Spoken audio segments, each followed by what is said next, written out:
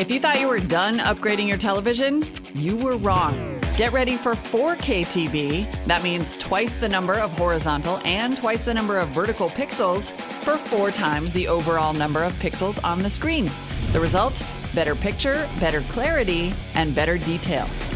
At Sony Pictures Studios here in LA, they are ready for and possibly even launching the 4K revolution. They're designing new cameras, shooting all new content, and remastering that big library of movies and TV. So let's talk about 4K specifically. What does that mean for consumers? What we're doing with ultra high def is expanding the range of colors that we can actually put on the screen.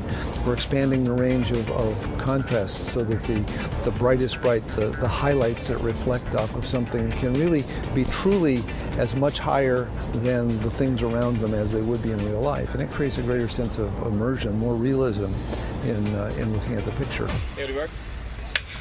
To make that realism and immersion possible, Sony has built some new cameras that can shoot 4K and even 8K native content. 8K blasts all the way to 7680 by 4320 pixel resolution. So we're going to find out what we look like on 4K. They're rolling on us. And then what are some of the things that you can do with a digital image that comes out of a camera like this? Well, one of the things we've done with this is when you decode the picture, you can decode it as a 4K picture, or you can decode it as 6K or 8K. And what that means you can do is that you can reposition within the picture. You can zoom in, you can blow up parts of the picture, and still have a full 4K image.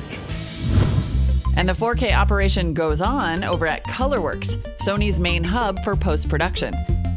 Specialists work on scanning and color correcting 4K content and remastering older shows and movies into 4K.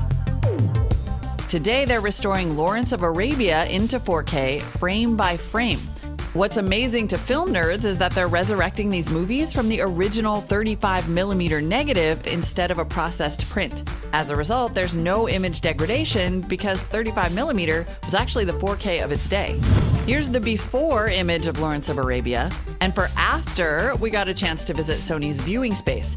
The difference won't be visible to you, but trust me, it's major.